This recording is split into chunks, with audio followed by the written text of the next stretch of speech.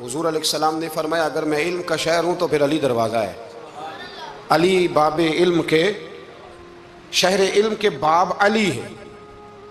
امام صفوری کہتے ہیں ایک دن نا حضرت جبریل امین انسانی شکل میں مولا علی کے سامنے آ کے کھڑے ہو گئے۔ کون؟ حضرت جبرائیل علیہ السلام۔ حضرت جبریل امین کھڑے ہوئے انسانی شکل میں، تو کہنے لگے علی یہ بتائیے کہ جبریل اس وقت کہاں ہے؟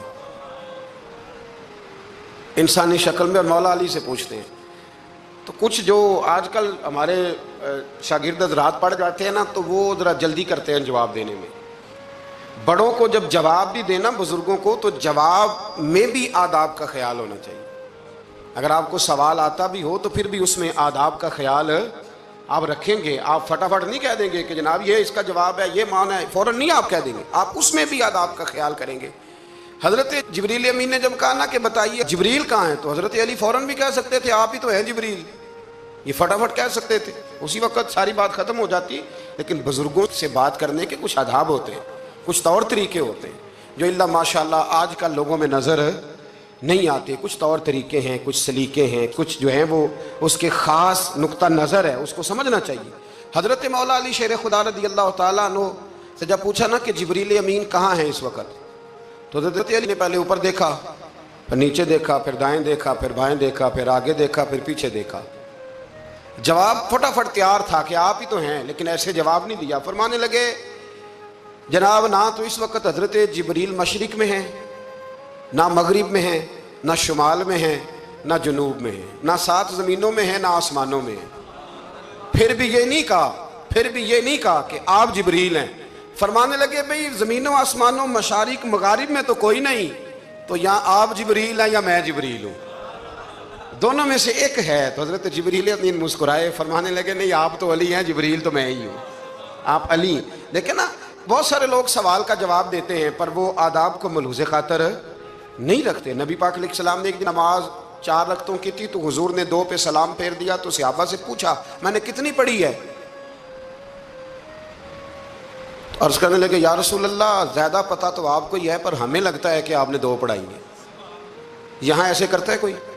سوال ہی نہیں پیدا ہوتا۔ یعنی 1 منٹ سے پہلے امام غزالی ایک درویش کے مرید ہو گئے تھے، تو بہت بڑے عالم تھے۔ آپ کو پتہ ہے عالم آدمی کا مرید ہونا، اللہ ہی خیر کرے، کسی کرامت سے کم نہیں ہوتا، بڑا مشکل ہوتا ہے۔ وہ کسی کی غلامی کرے، وہ بڑا مشکل ہوتا ہے، مطلب کٹھن ماحول ہوتا ہے۔ تو امام غزالی بیعت ہو گئے، تو مرشد نے پہلا وظیفہ یہ بتایا کہ کسی پر اپنے علم کا اظہار نہ کرنا۔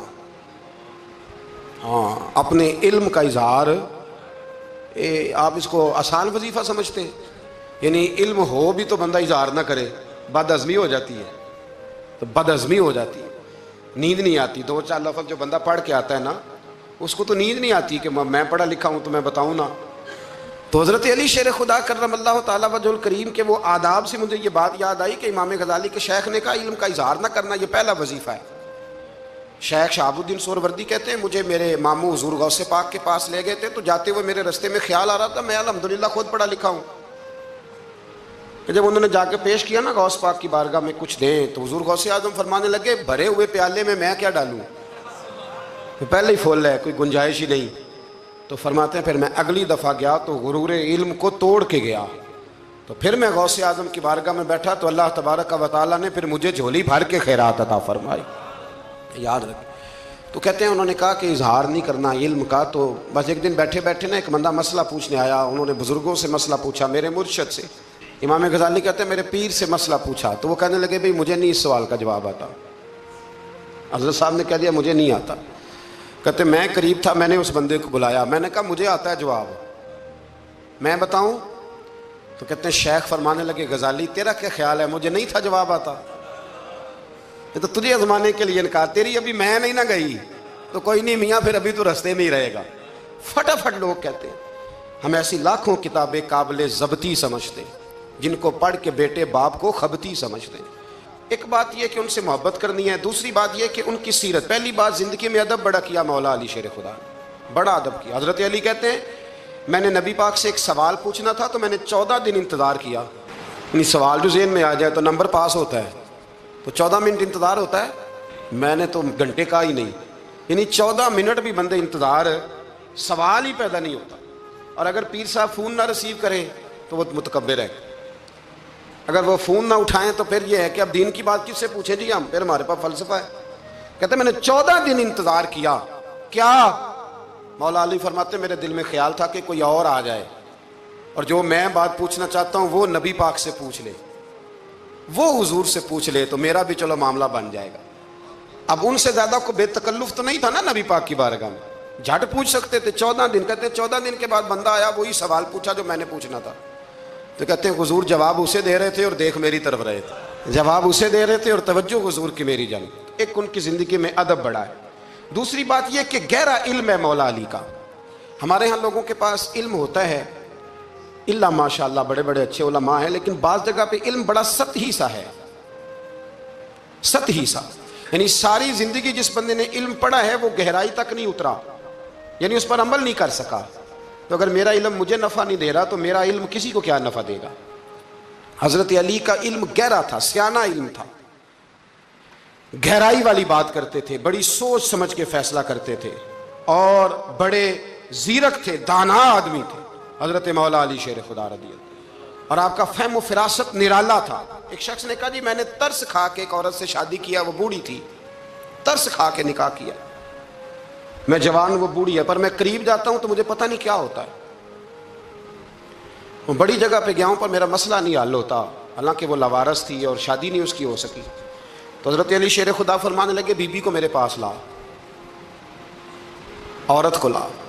وہ لائے تو آپ فرمانے تیرا نکاح نہیں ہوا؟ کہنے لگی نہیں. فرمایا سوچ لے. چپ کر گئی. فرمایا کوئی گناہ کیا ہو؟ خاموش ہو گئی. کہنے لگی میں نے میرا آغاز تھا جوانی کا تو میں نے ایک ناجائز بچہ پیدا کیا تھا، پھر اسے پھینک دیا، آبادی میں پھینکا. تو حضرت علی شیر خدا فرمانے لگے یہ تیرا وہی بچہ ہے. چونکہ جو اس نے کیفیات بتائی ہیں وہ یہ ہے کہ انسان ماں بہن جو اس کی ہوتی ہے نا، کچھ بھی ہو جائے، اللہ تعالیٰ نے فطری جذبے رکھے ہوتے ہیں.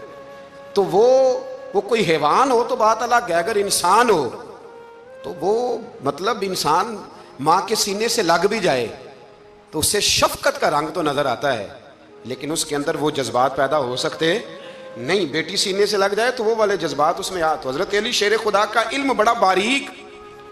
تو آپ فرمانے لگے میاں وہ جو تیرا اس کے اوپر ترس آیا نا، اس کی بھی وجہ یہ ہے کہ تیرا اس سے کوئی ازل سے رشتہ ہے، لہذا تمہارا نکاحی منعقد اتنا گہرا، سیانہ اور پیچیدہ، یعنی باتوں کی گہرائی تک. آج ہمارے بہت سارے میری طرح کے لوگ تقریر کرتے ہیں تو وہ عوامی نفسیات کے مطابق بات نہیں کر پاتے، کیونکہ ہم جو تقریر رٹ کے آئے ہیں وہ تو ہم نے تو علم ظاہر کرنا ہے. اور نعرہ لگوانا بڑا شوق ہے، جب تک وہ مطلب لوگوں میں شوق نہ پیدا ہو پھر بعد میں گفتگو ہوتی ہے آج میں جلسہ لوٹ لیا ہے. تو میں کہا کرتا ہوں کہ جلسہ لوٹا نہیں جاتا، جلسے میں تو کچھ لٹایا جاتا ہے، علم دیا جاتا ہے، فہم دیا جاتا ہے، شوق دیا جاتا ہے. تو یہ کیا مطلب بات ہو؟ تو گہرا علم تھا. چوتھی بات، علم بھی تھا اور تقوی بھی تھا، پرہیزگاری بھی تھی. جب آپ خلیفہ تھے نا، امیر المومنین تھے، امیر المومنین، آپ چلو صوبائی وزیر کی بات نہیں کرتا، آپ کسی نا ہلکے سے، جو وہ ہمارے پاکستان میں عہدے بہت زیادہ ہیں، تو جس کو کوئی ہلکا سا نا چلو پرانا ورکر ہے تو کوئی دے دیتے ہیں، اس کو بھی مل جائیں تو 15 کو بورڈ تو اس کے بھی کہیں نہیں گئے مبارکباد کے. اللہ اسے پوچھیں کہ تیرا اصل میں کام کیا ہے تو کام کوئی بھی نہیں ہوتا اس کا، بورڈ لگ جاتے ہیں. بڑا کیا بات ہے جناب، موج بن گئی. حضرت علی امیر المومنین تھے اور کوفے کے چوک میں کھڑے تھے، کوفے کے چوک میں، اور فرما رہے تھے کہ بھئی یہ میری زرہ ہے، بڑی قیمتی ہے، یہ کوئی بندہ خرید لے. کسی نے قریب جا کے پوچھا امیر المومنین کیوں بیچ رہے ہو؟ تو فرمانے لگے میری طامت پرانی ہو گئی ہے، اب نہ اتنی پرانی ہوئی ہے کہ اس پہ پیوند لگنے کی بھی جگہ کوئی نہیں بچی، اگر یہ پھٹنے کے قریب نہ جاتی تو میں زرہ نہ بیچتا. امام حسن رضی اللہ تعالیٰ عنہ کہتے ہیں میرے ابا جی خزانے کا سارا منہ کھول کے اللہ کے بندوں میں بانٹ کے تو اس کمرے میں 2 نفل پڑھ کے کہتے تھے یا اللہ گواہ ہو جا، میں نے قوم کی امانت قوم پہ خرچ کر دی ہے. یہ پرہیزگاری، یہ تقوی، یہ ذوق حضرت مولا کائنات شیر خدا علی المرتضیٰ رضی اللہ تعالی عنہ. ہمارے ہاں نا ہم نے بانٹ دی ہیں چیزیں، یعنی کوئی بندہ زہرا حضرت علی کے نعرے لگانے لگ جائے تو لوگوں کو شک پڑ جاتا ہے. تو ایک بندہ میرے کان میں کہنے لگا 2-3 دن سے یہاں علی علی ہو رہی ہے کان میں. اب بڑی جلدی ہمارے تھرمامیٹر والے لوگ بھی بڑے تیار بیٹھے رہتے ہیں کہنے لگا 2-3 دن ہو گئے یہاں علی علی ہو رہی ہے، میں کیا دعا کر ہوں رہے. تو کہنے لگا آپ نے کوئی وضاحت نہیں کی. میں کہا تینوں اصل وضاحت دی لوڑ نہیں، تینوں کسی اور شے دی لوڑ ہے. عجیب بیوقوف آدمی ہے بھائی. ان لوگوں کا تو رشتہ ہی کوئی نہیں مولا علی شیر خدا کے ساتھ. اور ہم جو ہیں ہم تو مرید ہیں مولا علی شیر خدا. اعلیٰ حضرت فرماتے ہیں کہ حضور سے پہلے بھی جس کو ولایت ملی ہے وہ مولا علی کے صدقے ملی ہے، اور قیامت تک جسے اللہ ولایت دے گا وہ مولا علی شیر خدا کے قدموں کی خیرات کی برکت سے دے گا. ایک سلسلہ علیہ نقشبندیہ ہے جو حضرت ابوبکر صدیق سے انسلاک کرتے ہیں، باقی تو تمام سلاسل کو سارا فیض ہی مولا علی شیر خدا سے. تو آپ یہ کیسی بات کریں گے کہ جناب وہ فلانے کا آپ. اور جی میں نے اس سے کہا کہ شاید میرا دعویٰ کوئی نہیں، پر میری جو اپنی تھوڑا بہت مطالعہ ہے نا، میں انسائکلوپیڈیا ہوں حضرت عمر فاروق کا. مجھے جنون ہے حضرت عمر فاروق سے محبت، جنون ہے. اور میں نے ایک دفعہ سکیچ صرف ابھی بنایا ہے، تو شاید میں 2 جلدوں میں کتاب لکھ دوں حضرت عمر فاروق. یعنی شاید ان کے حالات پر کوئی ایسی کتاب جو دنیا میں چھپی ہو اور میں نے دیکھی نہ ہو، شاید وہ جس ذریعے سے بھی. اور آپ میری گفتگو سن لیں، شاید ہر دوسری بات میں حضرت عمر کی کرتا ہوں، لیکن ایک بات پکی ہے کہ مرید میں مولا علی شیر خدا کا. یہ بات میاں پکی ہے، اس میں شک کوئی نہیں نا. اس لیے کہ حضور کے بعد فیض مولا علی سے، پھر امام حسین سے، پھر امام زین. یہ ہمارے بزرگوں نے ہمیں شجرہ یہ دیا ہے. تو آپ وہ جو بات جہاں ہے وہ وہاں ہے. حضرت ابوبکر صدیق کے بارے میں جو شک کرے پکا بے ایمان ہے. پر اس میں تو بات پکی ہے نا کہ حضور نے فرمایا علی تجھے دیکھنا بھی عبادت اور تیرا ذکر کرنا بھی عبادت. تو خدا کے بندو علی علی نہ کریں، ہم تو مر جائیں. کوئی جگہ ہی نہیں ہے سوائے حضرت علی شیر خدا کے ذکر کرنے کے. تو یہ کچی کمزور باتیں نہ کرو.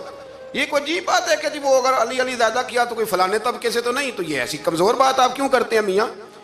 یہ آپ عجیب آپ نے بیعت چھیڑ دی لوگوں نے. تو یہ کوئی ایسا مسئلہ نہیں. زندگی میں یاد رکھو، جس کی زبان پہ علی علی زیادہ رہتا ہے نا، اس کی زبان پہ نبی نبی بھی زیادہ ہی رہتا ہے. ختم ہو گئی بات. تو ان چکروں سے باہر آئیں، آپ باہر آئیں ان چکروں سے. اور اسی طریقے سے میں نے کہا تھا کہ ہم کوئی ترازو لے کے نہیں بیٹھے ہوئے کہ فضیلت کس کی زیادہ ہے. اما عائشہ صدیقہ جو ہیں وہ مومنوں کی ماں ہیں، اور اس میں کوئی دوسری رائے نہیں کہ اس خاتون کے امت مسلمہ پر اتنے احسانات ہیں کہ دنیا گن نہیں سکتی. لیکن یہ ہے کہ رسول کریم نے فرمایا کہ فاطمہ میرے جگر کا ٹکڑا ہے. اب میں ترازو لے کے بیٹھ جاؤں کہ حضرت فاطمہ کی شان زیادہ ہے یا حضرت عائشہ کی، تو میں بیوقوف ہی ہوں نا. اس لیے کہ یہ میری ذمہ داری نہیں، یہ تو بات ان کی ہے نا. میں نے ایک بات سنائی تھی آپ کو پیر سید فیض الحسن شاہ صاحب کی، عالم محل شریف والے. پیر صاحب سے کسی نے پوچھا کہ حضرت فاطمہ افضل ہیں کہ سیدہ عائشہ؟ تو آپ فرمانے لگے پہلی بات تو یہ کہ تجھے یہ سوال ہی نہیں کرنا چاہیے تھا، اور اگر تو نے کر لیا ہے تو پھر جواب سن لے. فرمانے لگے فاطمہ زوجہ ہیں حضرت علی کی، اور عائشہ زوجہ ہیں نبی پاک کی. تو علی کی زوجہ نبی کی زوجہ سے افضل نہیں ہو سکتی. اور پھر فرمانے لگے عائشہ بیٹی ہیں ابو بکر صدیق کی، اور فاطمہ بیٹی ہے مصطفیٰ کریم کی. تو ابو بکر کی بیٹی نبی کی بیٹی سے افضل نہیں ہو سکتے. وہ بندہ کہنے لگا حضرت جی رزلٹ کیا نکلا؟ کہنے لگے گھر جا کے کٹ دا رہی تینوں گل دس چھڑی ہے، اب تو گھر جا اور رزلٹ گھر جا کے نکالتا رہے. میں نے تو تجھے نا بتا دیا ہے کہ جو اصل بات ہے وہ یہ ہے کہ ابو بکر صدیق کی بیٹی نبی پاک کی بیٹی سے افضل ہو سکتی نہیں، اور علی المرتضیٰ کی زوجہ نبی پاک کی زوجہ سے افضل ہو سکتی. باقی جا تو نتیجہ گھر جا کے نکال، نتیجہ گھر جا کے نکال. تو ہمارے بزرگ تو اس لیول پہ سوچتے، اس لیول پہ. حضرت عائشہ صدیقہ رضی اللہ تعالیٰ عنہ اگر گھوڑے پہ بیٹھتی تھی نا تو مولا علی لگام تھام لیتے تھے، ماتے تھے یہ ماں ہے مومنوں، یہ ماں ہے مومنوں. آپ کیا بات کرتے ہیں؟ حضرت عمر فاروق کو کبھی حضرت عائشہ بلا لیتی تو کانپتے ہوئے حاضر ہوتے. ماں ہے مومن. کچی باتیں چھوڑ دیں، عشق کرے تو کھول کے کرے، ڈر ڈر کے نہ کرے. میں نے درجنوں تقریروں میں کہا کہ منقبتیں لکھو حضرت صدیق اکبر کی بھی، حضرت عمر کی بھی منقبت لکھو، حضرت عثمان کی بھی لکھو، اور ہم سنتے ہیں الحمدللہ وہ ساری. لیکن میرے بھائی یہ یاد رکھیں، اس میں کوئی شک نہیں، ان کی عظمتیں، شانیں، فضیلتیں وہ بلندیاں ہیں. ہمارا یہی عقیدہ ہے، اور الحمدللہ ہماری نسلیں بھی اسی پہ قائم رہیں گی. ہم انہیں نسلیں مانیں گے ہی تاب کہ خلفائے راشدین کی جو خلافت کی ترتیب ہے وہی فضیلت کی ترتیب ہے. لیکن میاں یہ بھی تو ہے نا کہ جس کا جو مرشد ہو نا، اسے وہ بہرحال دوسروں سے افضل جانے گا تو فیض پائے گا، وہ جانے گا. تو اس لیے نظریہ ہمارا یہی ہے کہ وہ خلفائے ثلاثہ حضرت مولا علی سے، اور حضرت علی کا اپنا فرمان ہے. آپ فرمایا کرتے تھے جس نے مجھے ابو بکر صدیق اور عمر فاروق سے افضل کہا میں اسے مفتری کی سزا، جھوٹے کی سزا دوں گا، اسے کوڑے ماروں گا. کوڑے ماروں گا وہ جھوٹا ہے جو مجھے ابو بکر اور عمر سے افضل کہتا ہے. تو ان کی تو اپنی بات. اور میں نے وہ بڑی تفصیل کے ساتھ ایک دفعہ عرض کیا تھا کہ حضرت علی تو خود ممبر کوفہ پہ بیٹھ کے بتایا کرتے تھے کہ اگر میرے جیسے بہادر سے پوچھو گے بہادر کون ہے تو میں ابو بکر صدیق کا نام بتاؤں گا. تو اس لیے مطلب اب ہم سہم جائیں فٹافٹ کہ فلانا نہ ناراض ہو جائے.